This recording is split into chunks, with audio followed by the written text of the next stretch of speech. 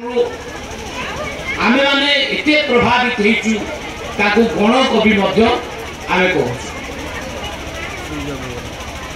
आज माननीय प्रधानमंत्री कथा से छुआ बेलू छोट पिला बेलू आंकर चा बिकुले चा बिकवा जगह आसिक प्रधानमंत्री एवं प्रधानमंत्री तो प्रधानमंत्री सारा विश्व मध्य मानुष। मुझे दुईटा युद्ध उदाहरण ये देवी। गोटे यूक्रेन रशिया युद्ध जोटा 3 वर्ष होला चलछि आ गोटे भारत पाकिस्तान युद्ध जोटा मात्र 22 मिनिट युद्ध 22 मिनिट युद्ध। यूक्रेन से ड्रोन व्यवहार करथिला तुर्की ड्रोन जो रशिया अणनिश्वास हो जाइथिला। रशिया अनेक पोर्ट अनेक माने फैक्ट्री अनेक जिनस ध्वंस पाई जाइथिला किंतु सेही ड्रोन व्यवहार करथिला पाकिस्तान भारत विरुद्ध में पारला नहीं। भारतर आकाश भारतर नाग भारतर ब्रह्मोस भारतर सुदर्शन ये एमितिया सब स्वदेशी रण कौशल तैयारी डिफेन्स सिस्टम गोटे भी भूमि पड़ा नहीं सब उपरे पाउंस होगा।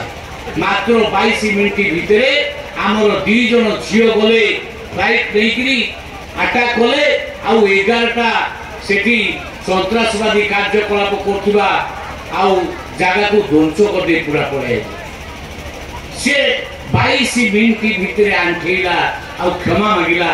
कह जाउछि जे ट्रम्प कुआडे बंद करते युद्ध ट्रम्प बंद करी नांती निजे मोदी बंद करचंती से क्षमा मांगिले जे आमे पारिबु नहीं हम क्षमा कर दियो तापर जाई छाड़ दिया। गोटे युद्ध चलती 3 वर्ष आ गोटे युद्ध मात्र 22 दिन ए 22 मिनिट सरीगला।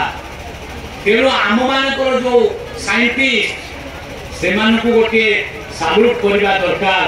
आमर जो टेक्नीशियन साल्यूट करवा दरकार। आमर जो योद्धा लड़ुले साल्यूट करवा दरकार।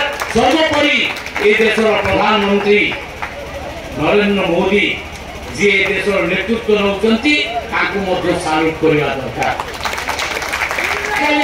युद्ध खंडा भाला बा बंधुक भी होनी आजिकल युद्ध हूँ ट्रेड वार माने किए कहार व्यवसाय केते क्षति करि पारुची।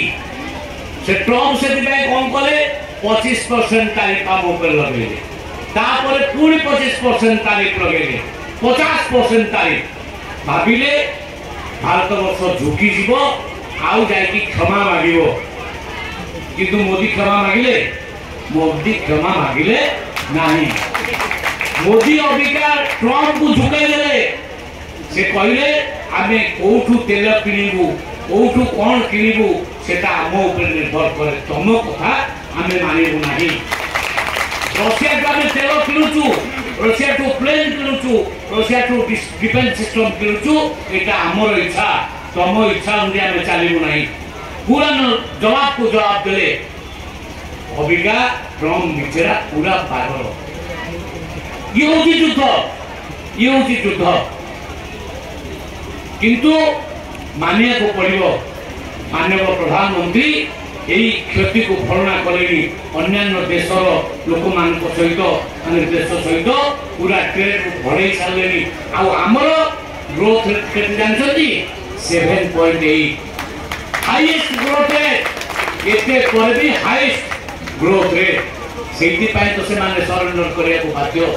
सारा विश्व आज मानुची प्रधानमंत्री नरेंद्र मोदी नेतृत्व। तेणु सी जो स्वप्न देखी कृषक मान आय को 2 गुण करवा 2 गुण मुझे आसला बेलू आपण अंचल सब बिल बाड़ी गुड़ा देखी आसली